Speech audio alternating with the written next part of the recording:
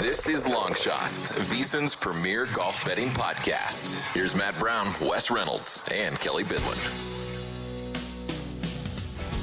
It is Longshot's golf betting podcast here on the VSiN Podcast Network. I'm Matt Brown. That is Wes Reynolds. That is Kelly Bidlin. He of the outright winner variety over there. Kelly Bidlin getting it done this past week. We thought we might be able to come on here and just do the little virtual high fives and have a pod play get home, but Mav McNealy went the opposite direction of Chris Gotterup, and good on Kelly Bidlin. Chris Gotterup playing about the best golf in the world right now of anybody. And Kelly, let me tell you, that driver is an absolute weapon for Chris Gotterup. Any course that can benefit from being a little bit longer off of the tee, this guy is probably going to need to be in the discussion from here on out. He is gaining at least a stroke around every single time he tees it up off the tee on any of these courses where distance can play a factor. Yeah, absolutely. It's something to definitely keep in mind going forward. I think big reason I bet him last week and just kind of the past couple tournaments was, man, it really felt like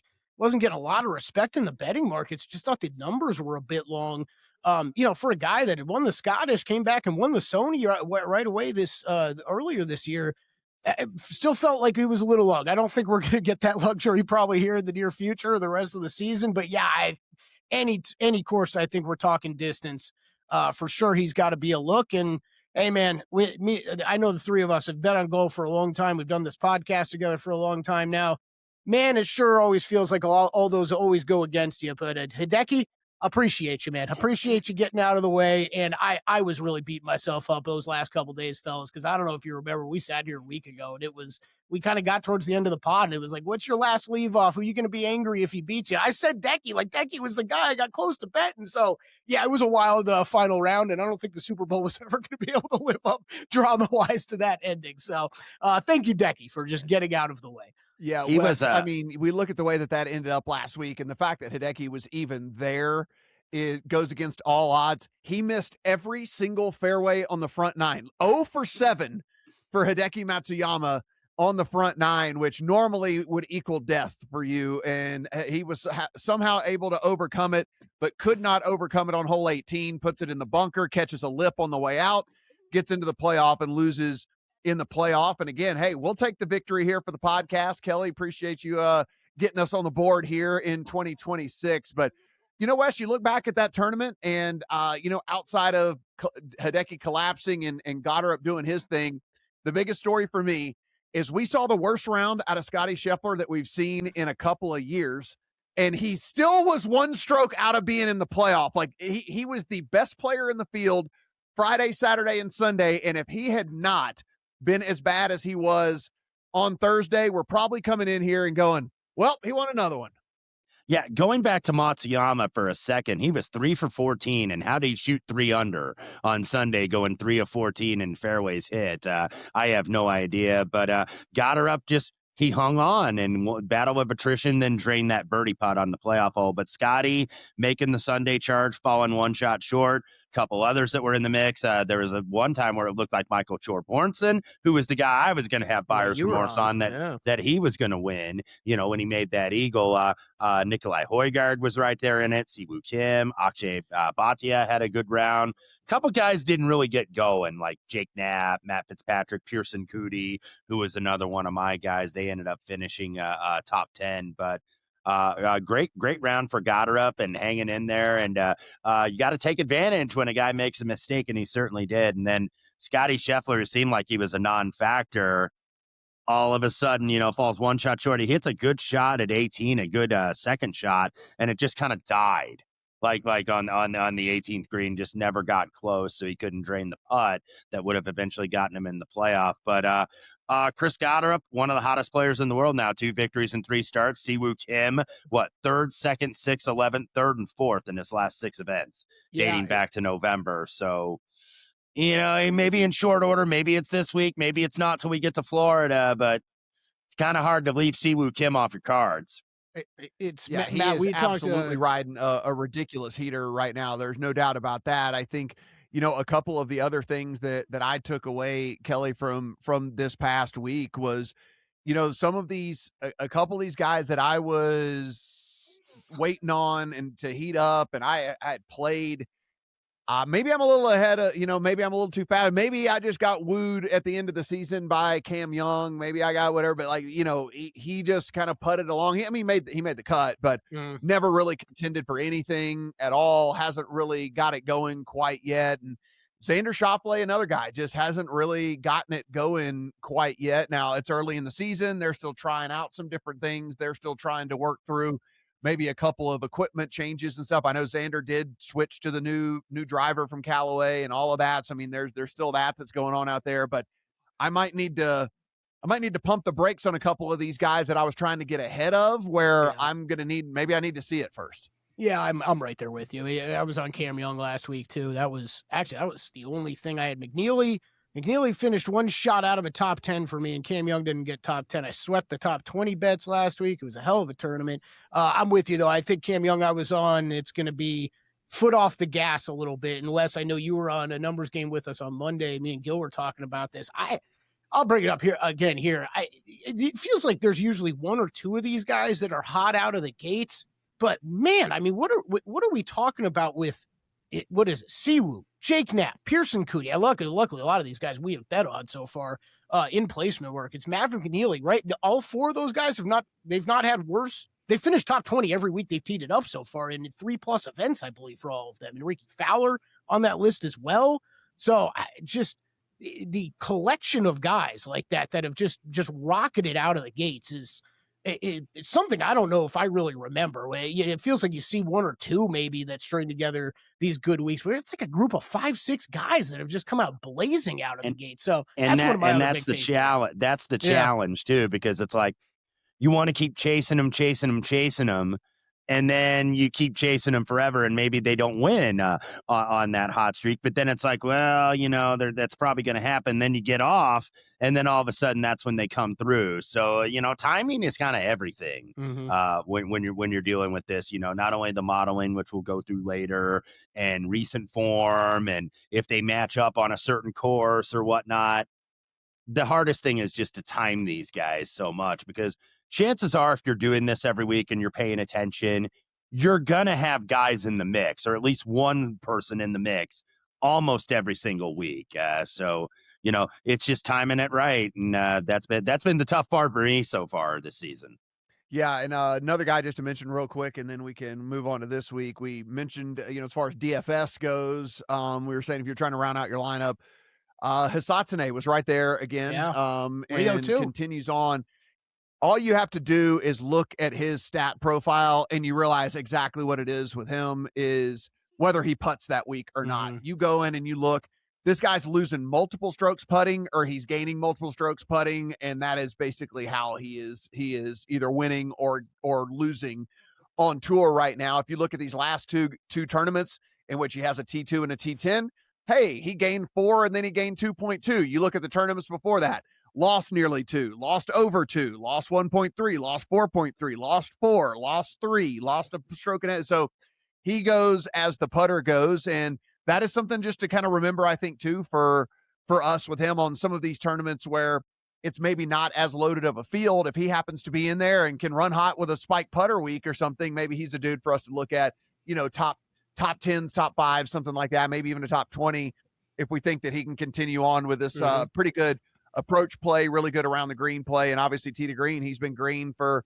the last, 7-8 tournaments or something like that. So a guy that we can keep our eye on here that maybe is maybe in your DFS with rotations and things in some of these other tournaments, and certainly from a placement market aspect. Yeah, I would say intent is up big time for me on Rio right now. I think he was a guy that, last year was flirting on the radar, right, a little bit, popped a couple weeks. I didn't really bet him much, but yeah, Matt, I think these last couple weeks, it's another guy that I'm fully aware of, and we'll be giving a little bit more credit to going into these events.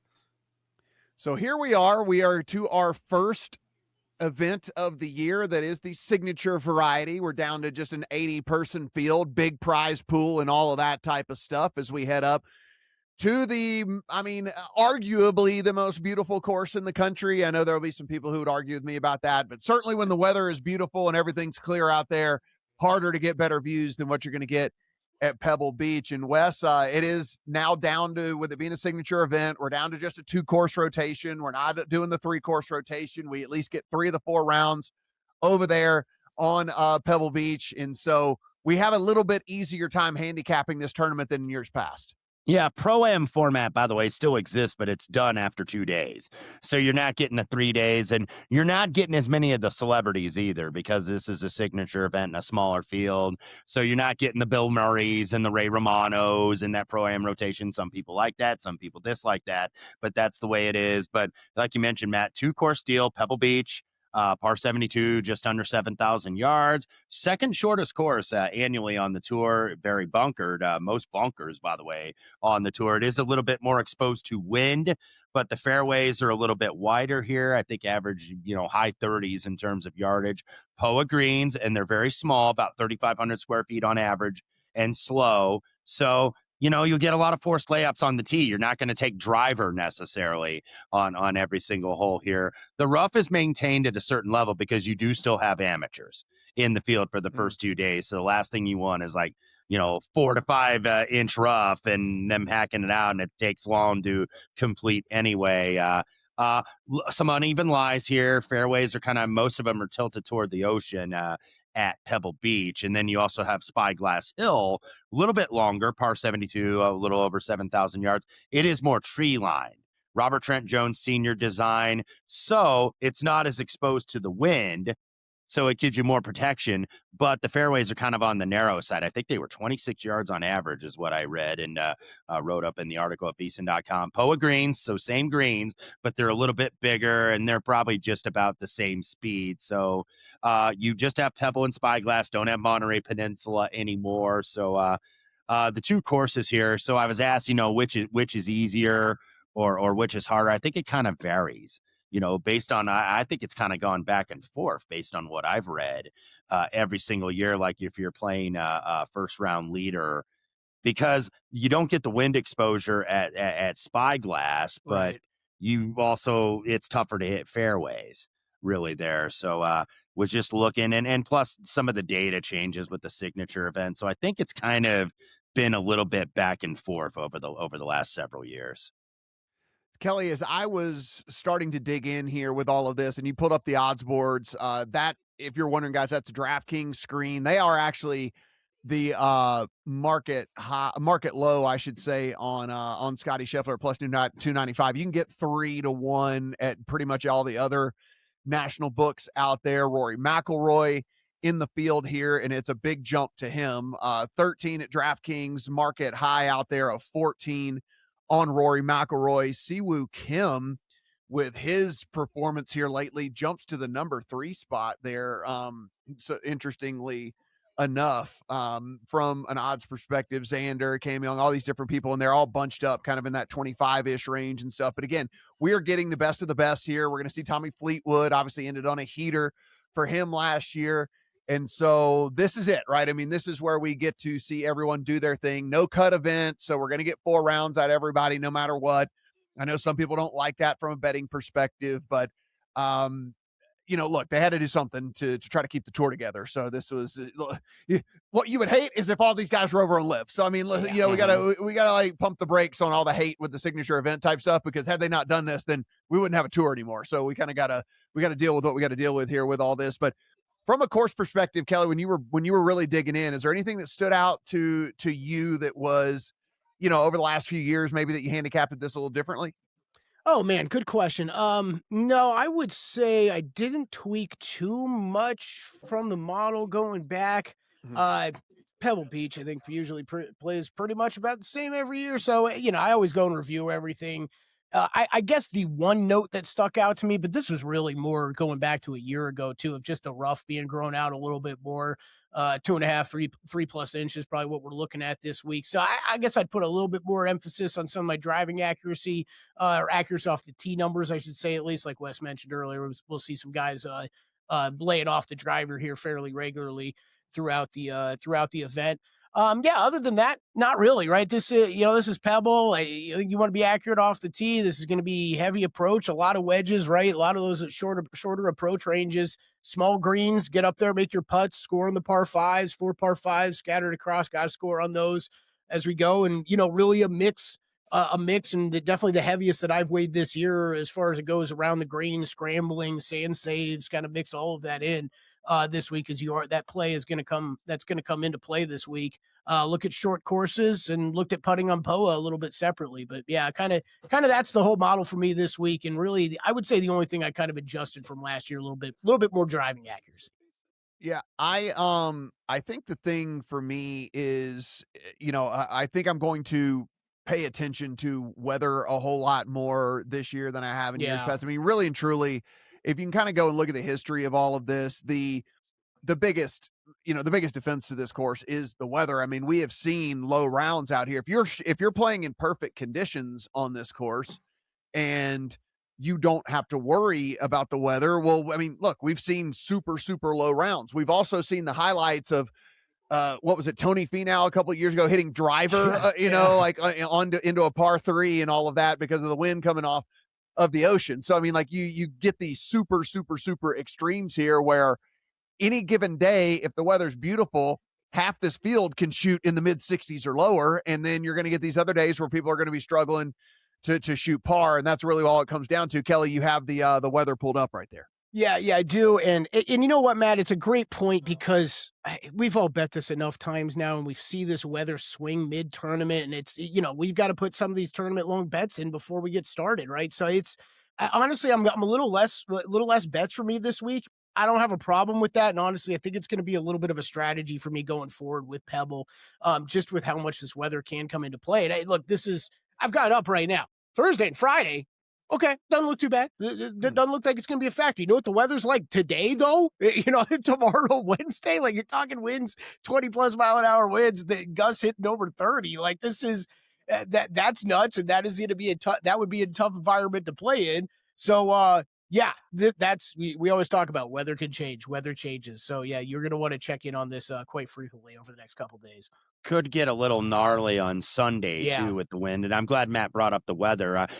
2 years ago, I got on the right side of the weather here because this was delayed. This was Wyndham Clark, who shot 60 at Pebble Beach on Saturday, beating out Ludwig Aubert, Mathieu Pavone, Thomas Dietrich, Mark Hubbard, Justin Thomas, Scottie Scheffler also in the mix there.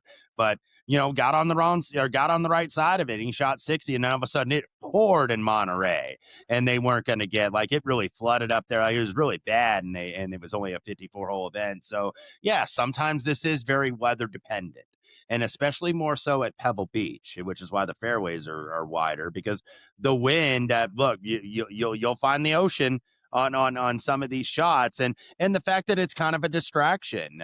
Looking at quotes from players in years past, like you see all these beautiful views that you've seen on TV, and all of a sudden you're out there playing.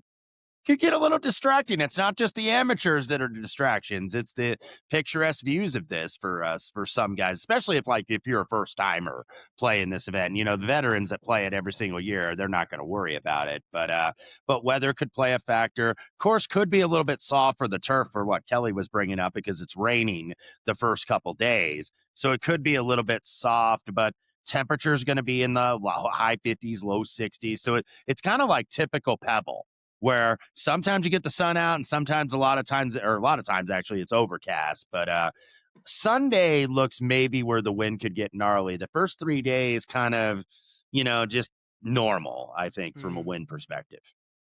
So even though there's only 80 people in this field, and look, they're all professional golfers, so the answer is never 0% chance, but you look at the bottom of the board here, and your Brian Campbells and Joe Highsmiths and Johnny Vegases and Stephen Fisks and stuff of the world, like, even though it's 80 people, it's really like 60.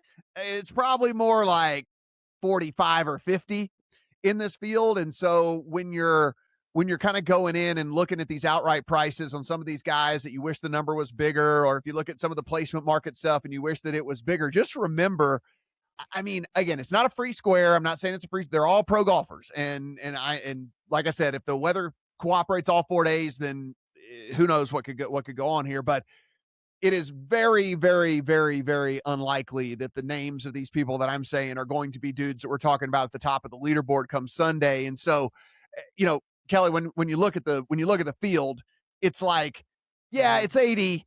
It's more like 60. Yeah, I think it's a fair point. A lot of these guys too, you're just not in form right now, right? I'm looking at a lot of guys we've bet. we bet. I mean, Nico Echeverria, boy, I was like pumped as hell to bet him entering the year, and you're seeing him all the way down there now. Yeah, I think that's probably fair. You could probably chop off 10, 15 names, something like that. And I think as you're putting your card together and all of that. So Wes Kelly kind of gave us what he was looking at from a modeling perspective this week and stuff that he found important. What did you plug in? Well, one thing I'll touch on too, and we've mentioned it before, this is now a signature event, so you're not getting the bombs that you're getting in years past when you got like Ted Potter Jr., who won here at 500 to 1, or Vaughn Taylor at 300 to 1. So we've had two signature events, and one was won by Rory last year at 12 to 1, and then Wyndham Clark at 70 to 1. But both are major champions. Both are like class golfers, so that's why it's probably hard to go too far down the board. So ignore some of the trends, by the way, because this has always been an American win this thing. But now you've had 3 non-Americans win the last 6 years. So some of the trends I put in the article, keep those in context very much. So in terms of what I looked at approach, because on Pebble, you have some of the smallest greens on tour, and you can also go greens in regulation, which you normally wouldn't use most weeks. But when you're looking at 3,500 square feet on average, even though the rough's not all that penal, approach shot's still important. In terms of the proximity, there's a wide range here. I kind of targeted 100 to 125 as the sweet spot because it's going to be a wedge fest. These are barely 7,000 yard courses. So that's what you're going to get a lot of, because you're getting some forced layups off the tee, which brings me more to good drives gained, more so than anything. Guys, that can hit the green, even if they don't hit the fairway. So yeah, you can get a distance guy and he can cut off a lot of distance like Rory's driving. It's like, man, can you really, bomb it and win here? And you certainly could. He proved it, but more often than not, you don't do that. But par 5's obviously a key. Rory, I think, was 9 under par for his 3 rounds at Pebble Beach. And then Wyndham, when he won, was number 1 in the field for top 5 par 5 scoring a couple years ago. So definitely got to take advantage of those. Strokes gained putting POA. These are bumpy POA like you get on the West Coast. It's a little bit slower than what they had, though, at Torrey Pines a couple weeks ago, because those are bumpy and POA, but they're also very fast at like 12.5 on the stem. This is about 10.5. So definitely want to look at that. Grass around the greens, it's shorter grass at Pebble than at Torrey, but there's a lot of bunkers around the green. This is more of a heavily bunkered course, especially at Pebble Beach. So you are going to have to scramble a little bit and be sharp around the greens. And then a couple general scoring stats I looked at. I looked at strokes gained total short courses, or some sites I know, and we mention them on the air here. Less than 7,200 yards. These are both right at around 7,000. So, some guys really play well on these shorter designs. So I looked at that, and then I did some course experience. It never hurts here. So I did use Pebble and Spyglass. Now, some guys have the max rounds, and I only did 24 rounds. Like somebody like Jason Day, who plays here every year, or Tom Hoagie, who plays here every year, they have the full 24 rounds. Then you got to look and say, well, Scottie Scheffler only gained 13.8, but that's over 7 rounds. Rory only gained 12.9 strokes. That's over 9 rounds. So I did put that in the article. So that's something that if you're using it and doing percentages with modeling, you want to do that really small. That's just like a little context. That might even be more like a tiebreaker in terms of guys that you're using, but don't overuse that necessarily. Yeah, I mean, when we talk about short courses and stuff, guys, I mean, like this is for when we're talking about like what these guys can do, right? I mean, hole 1's 381 yards, hole 3 is 401 yards, 4 is 331. We've got hole 8 is 426, 11 is 388. We've got 397 on 15, 403 on 60. So like there are just a lot of holes in which these dudes that, like you said, we're not going to even have to hit driver. They're hitting, by the way, they're hitting mini driver or 3-wood, or hell, some of these guys might be hitting 5-woods and irons off the tee, but they're still hitting them 200 plus yards. And so they're still only going to have, a little over 100, 125 in on some of these holes, even being able to tee off with a 5-iron, or being able to tee off with some of these other clubs and stuff. And so that's why whenever we're talking about, like, not really needing distance or anything, it's because you can get where you need to be in multiple different directions. Now, Wes did mention Rory last year is an exception to the rule, but I mean, there's just not very many people that drive the ball like Rory. I mean, yes, Rory cut corners and Rory used driver more than anyone ever has on this course and all of that type of stuff. But I just don't expect that to be the norm. I mean, he might try it again, and there might be 3 or 4 other dudes in the field that try that. But I think, from a handicapping perspective for us, we kind of have to go with what the 75 other guys are going to do, not what the 5 guys are going to do. And so,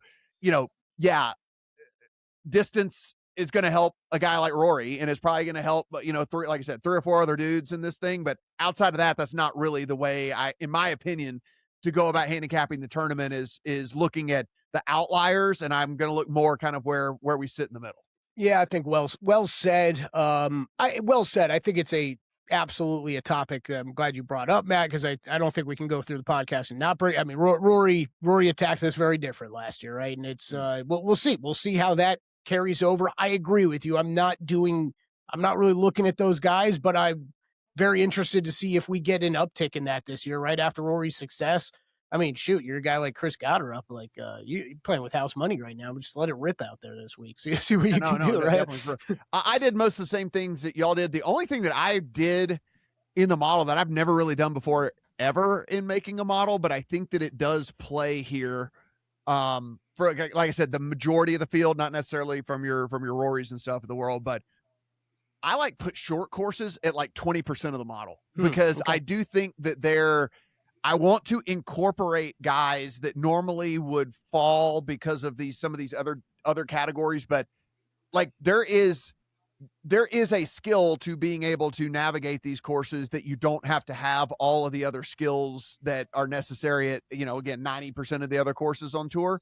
And so I kind of went 20% of the model on short courses to get to where I was. Now you still end up with Scottie at the top. Obviously you still you still end up with like the dudes that you would expect, but it did bring some other guys into play for me, which helped me dig in a little bit further. And I ended up liking a couple of them as I dug in a little bit further. So again, and that is looking at 100 round, 60 round, and 30 round views. So basically like the blimp view, and then kind of like just the overhead view, and then more of the focused view on these, and then going in and drilling down as to the dudes that I thought were somebody I wanted to put on the card this week. So again, that's really the only thing that differs for me. I think I didn't do as much scrambling and around the green. I put it in there just to differentiate, but I'm kind of looking at it from like the whole, if you don't make the green, you're in trouble already. If you're sort scrambling, of thing. Like, I mean, yeah, I want you to be able to get up and down and not lose strokes, but like, again, with these small greens, it's way higher greens and regulation percentage than it is for tour average at this place. And so, we're talking nearly 10 points higher on greens and regulation here than it is for the tour average and stuff. And so for me, I want dudes hitting their wedges onto the green. If you're missing the greens with your wedges, then you're probably not winning this thing, in my opinion. So I kind of didn't do as heavily there with all of that, but it'll be interesting to see how things spit out and what we got going here with the model. So Kelly, why don't you kick us off here with a couple of your dudes, and we'll do it a little different this week. Instead of just running through our cards, maybe we just kind of like start out with a couple of dudes in a price range, and then we kind of move on from there. But who's the shortest guy on your card this week? Shortest guy on my card, and I know he's on all of our cards, is Russell Henley, 33-1. Not many outrights for me this week. I do have 3. One of them, some people might snicker at, but it's a little bit of a FOMO play. Okay, I'm kind of at that point with some of these guys. Russell Henley though, 33-1. I love Henley this week. This is. I bet him outright, and then what do we do in golf? I guess we ladder down from an outright, huh? So I bet him outright. I bet him winner without Scheffler. It's the only guy I bet in that market. But that's how heavy I'm on Henley this week. I don't want to get burnt by Scheffler last minute.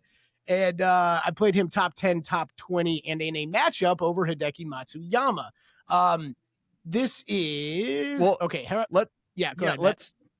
let's talk here about Henley just in an overall conversation, right? Mhm. Because I think this is the classic case of a golfer that we're playing for course fit. And we did talk a little bit before the pod. Wes, I know that you're on Henley as well, as am I. Almost got lucky last week with our pod play. Matt McNealy doesn't fade on Sunday. We would be we'd have been all high fiving. But you look at Henley and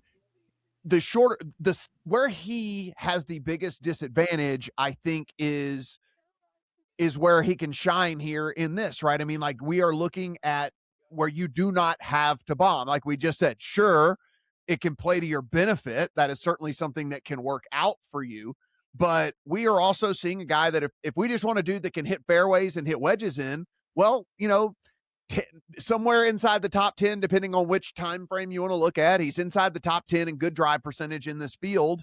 And we know his approach game can get super, super hot, and he can light things up. And so I think this is like kind of the perfect kind of course fit dude, where some of these other courses we might just shy away from him due to the lack of length. Yeah, and he's starting to play more.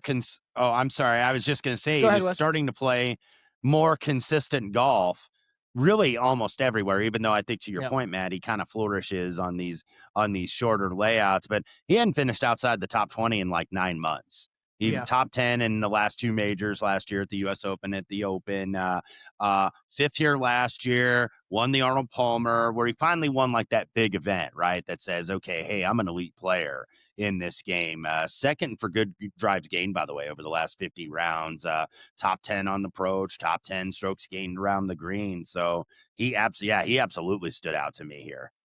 Yep. Yeah. It's I Kelly, wrote it down. like, I went and, like I said, if I took like a blimp view, and so over like 100 rounds, in which 98 of those are official strokes gained rounds for Russell Henley, I mean, he's 5th overall in the model for the various things that we're talking about that we found important here for this. And he's only behind names like Scottie Scheffler, Tommy Fleetwood, Rory McIlroy, and then, Viktor Hovland shows up because he has more of a good body of work than he does bad body of work. I know Viktor's been a little bit up and down, played really well this past week, but I mean, that's the type of company we're talking about with Russell Henley in this tournament, where we're getting past Scheffler, Fleetwood, Hovland, McIlroy, and then we're hitting Russell Henley. Yeah, it was last 36 round numbers I ran. It was actually, I brought this up. Cameron, if it was last week, yeah, it must have been last week because I bet Cameron Young last week. Mine how it popped up, Matt. It was Scheffler number 1, and then a big drop to number 2, and that was Russell Henley at number 2, and then it was a big drop down to the rest of the field. You brought it up. Wes hasn't finished worse than T19 since the PGA last year. The consistency has been there. Obviously, we're talking about a new golf year, but two good finishes already this year. T8 at the Amex, T19 at the Sony. He finished T5 here last year, so even has some success on this course. And you guys ran through it, man. I just, he's going to be accurate off the tee. One of the better approach players that we have on tour, and good around the greens and solid with the putter. So I think for what you're looking for Pebble, Henley's about as good as it gets this week. So I really like Russell Henley this week.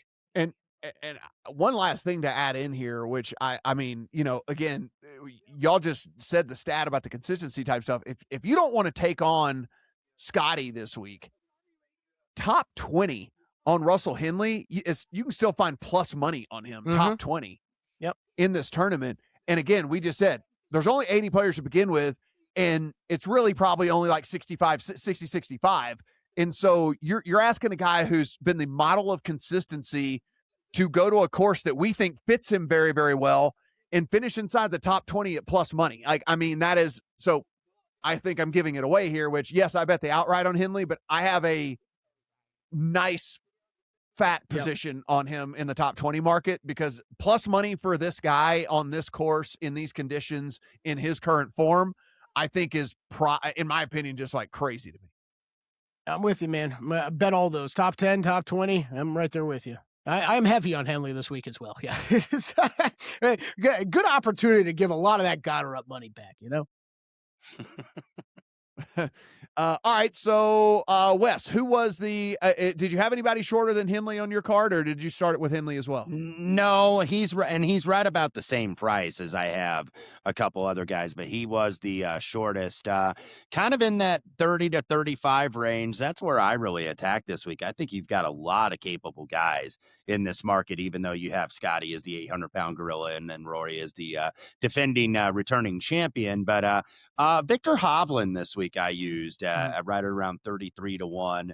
Solid start, 14th in Dubai, was 10th last week in Phoenix. I don't think did anything wrong, even though he's never really kind of there. He was kind of like lurking, but never could really get over the hump to ride into contention. He's won on coastal courses before. He's won at Mayakoba, the old event that they had in Mexico before that moved to Live. Also has won in Puerto Rico, and he also has won on this course, albeit not as a professional. He won in 2018. He won the U.S. Amateur here at Pebble Beach and Spyglass Hill. I kind of think maybe he's not screwing around with the swing as much as he did last year. I thought that really set him back because Viktor is a tinkerer. We talked about guys that tinker a lot last week, and he is one of them, and he is notorious for it. But he seemed to look a little bit more comfortable from what little I saw of him at the Waste Management last week. So I was willing to give him a whirl. And then right in that same price range, Matt Fitzpatrick, who was in the mix at Phoenix, just didn't do anything on Sunday. Just never really got anything going. But I'm going to trust him more often than not with the putter. Ended 2025 where he was due to win, and he finally did when he beat Rory in that playoff over in Dubai at the Earth course for the DP World Tour Championship. You would think that Pebble Beach would really fit him because even though he's been, hitting distance a little bit more the last couple of years, not necessarily known as a bomber, but he's won at Harbor Town, which is the RBC Heritage, which I think if you look, and one thing that I ignored last week, and Kelly certainly benefited from it, there was a very strong link between Wailea, the Sony Open, and the Phoenix Open last week. And wouldn't you know it, Chris Gotterup has now won both, where guys that have had success and have won at one event have also done well at the other event.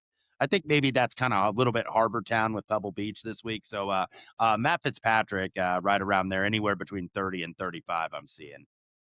Kelly, is are you in that range still with any of your guys? I mean, I have Henley, I have Ben Griffin at 40. So Ben Griffin at 40 to 1 is kind of the next guy on the card for me, which is in that 30 to 40-ish range. This was a deal where I was never expecting to end up on Ben Griffin, but again, with the way that I kind of weighted things this week, and it doesn't really matter if I go out 100 rounds or squeeze it into 30 rounds. Ben Griffin is inside the top 10, as high as 5 in the models.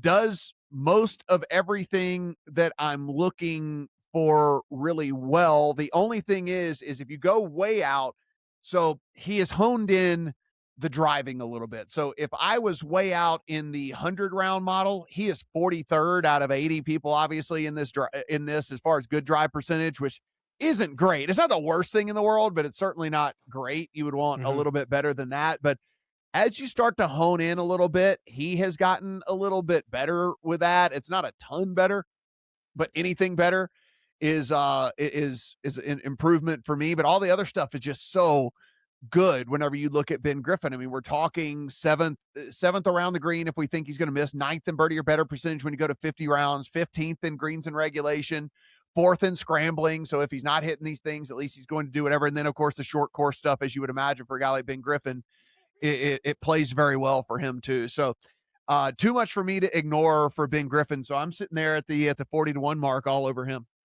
Yeah, this is, you guys just mentioned two guys I got very close to. They would be kind of in that last leaf-off group. Ben Griffin rated out very highly for me. Ninth last 36 round model that I ran.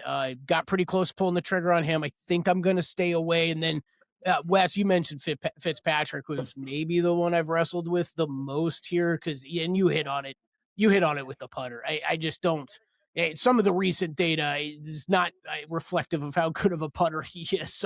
He was another guy I got really close to. I think I'm going to stay away. But, yeah, two guys you mentioned. My next one in that mid-30s range, I kind of laughed about it earlier. This is I bet a top 20, and then I said, you know what, I'm going to really kick myself if he goes out and wins this event. That is Maverick McNealy I'm back on this week. So I'm just going to keep rolling it back with Mav. I bet him top 20 and even money, and then came in 35 to 1. I got, I think 33 to 1, though. You can find that pretty regularly out there. We talked about him a lot on this pod the past couple weeks, so I'm not going to go crazy with him. Second here in 2021, he has run T13 10th and a T24 this season.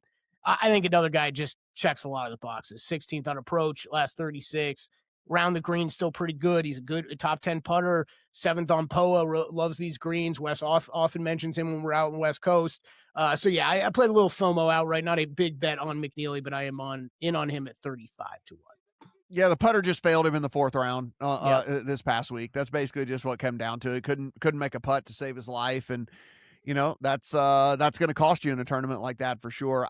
I'm not on him, but it's certainly a guy that I'm going to keep my, like you said your antenna and stuff. I mean, this is was trending really well at the end of last year, and then certainly has started off very good this year as well. Just got to put all 4 rounds together so that he can close some stuff out. We'll see if he can't do that. Wes, who's next on your card?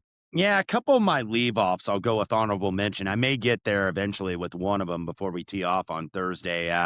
And they're not really strong model guys, but they're guys that have played well here a lot in recent years that haven't gotten across the finish line to win. But Patrick Cantlay and Jason Day were both considers for me, I think. And they haven't won in a while, either of them, but just so much experience here. It's hard to believe. Like, you look at a form line for like Jason Day, one of the best you'll see without winning this event. It's unbelievable. I'm like, how the hell has this guy not won here? Because, you know, he kind of, fits the profile here. Gets you to point A to point B and can also make some putts and scramble when he has to. So, just looking at this, and maybe it's partially the strength of the field that concerns me a little bit about Jason Day, and he's battled so many injuries over the years. But man, you look at this form line: 13th last year, 6th 2024, 24th in 2022, and then 2021 7th, 2020 4th, 2019 4th, 2018 2nd,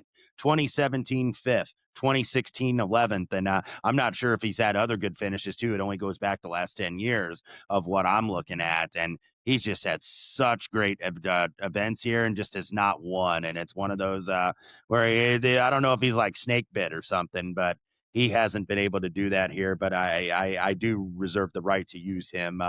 Patrick Cantlay, also a couple top 5 finishes here in 2021, 2022, is 11th in 2024. So those were ones that were like my honorable mentions. Hopefully they don't come back to bite me. But my last 2 were guys in anywhere between 60 and 70 to 1.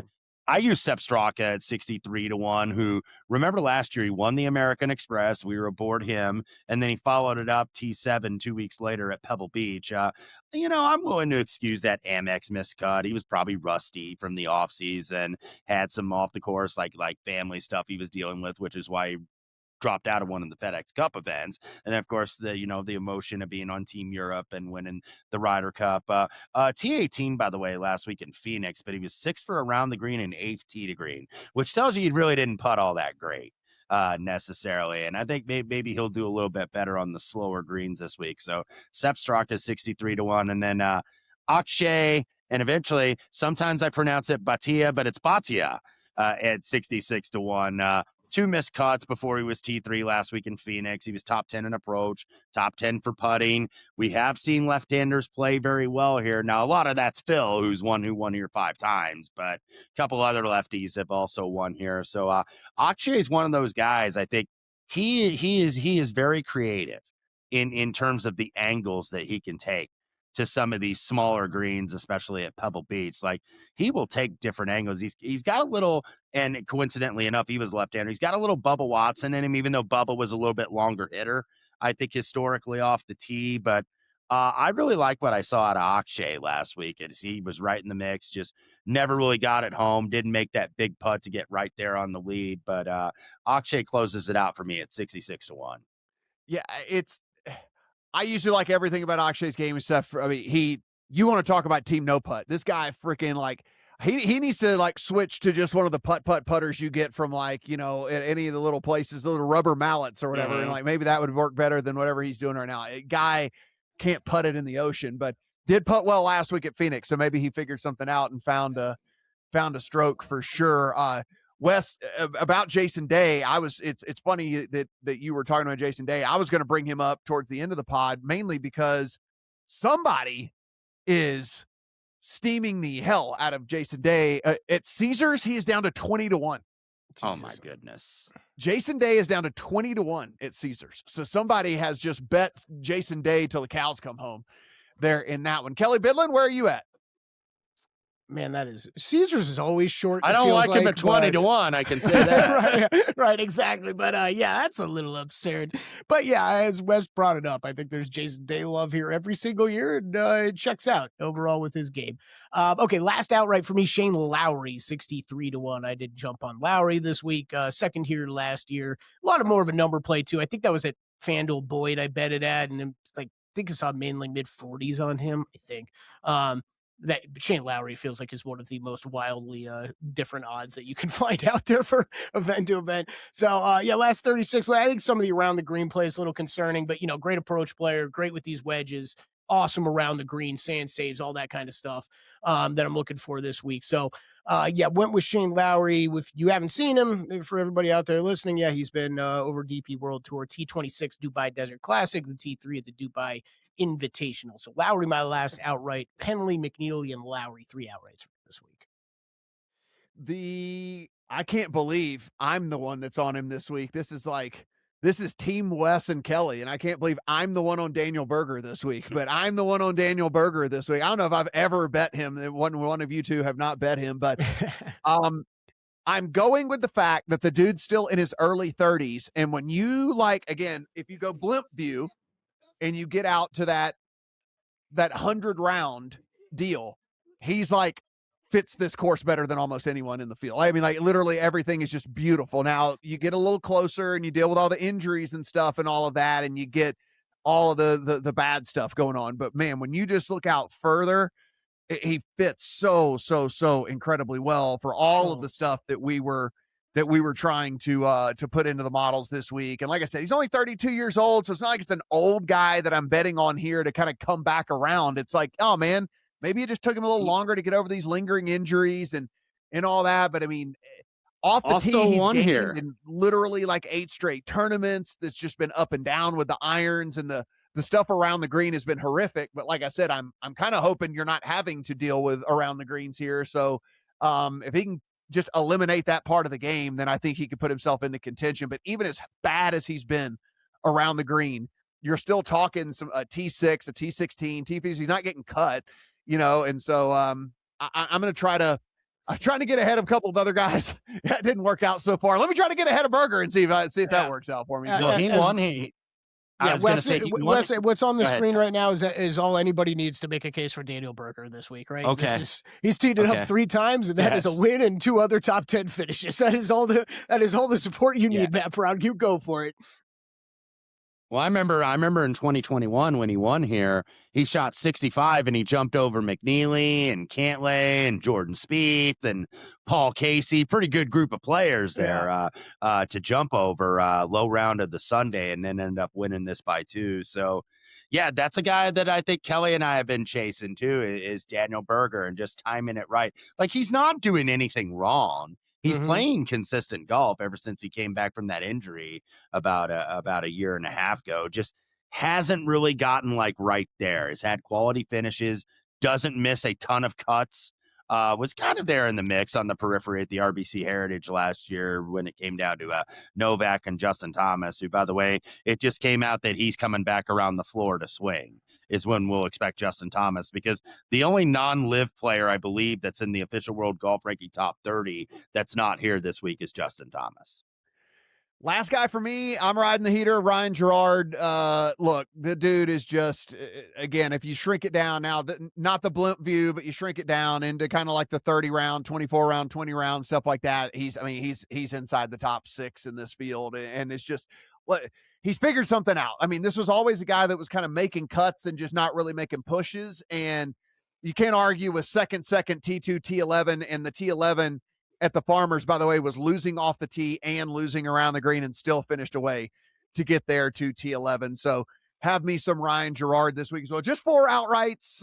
Anything that I do add will be up over at VSiN.com, and you can go in and get all of our plays over there at VSiN.com, including Wes's write-up. So go in, take advantage of that. We're running a special right now, $9.99 for your first 30 days. So you can become a VSiN Pro subscriber, get out not just our picks, but everybody that is betting this tournament, all the hosts, and all of the guests as well. If you have not done so, please subscribe, rate, review. We do appreciate that on the podcast side of things, and join our new YouTube channel as well. Hit the subscribe button over there so that we can continue to grow that puppy. And who knows, maybe we'll start doing some bonus content over there once we get some critical mass. For Wes, for Kelly, I am Matt. Good luck on all your Pebble Beach bets. Yeah. I'm going to edit out Kelly's mistakes. I don't even know if Kelly's going to know, audience. edit out the whole dead noise there. Maybe That's right. Nobody will know I screwed up.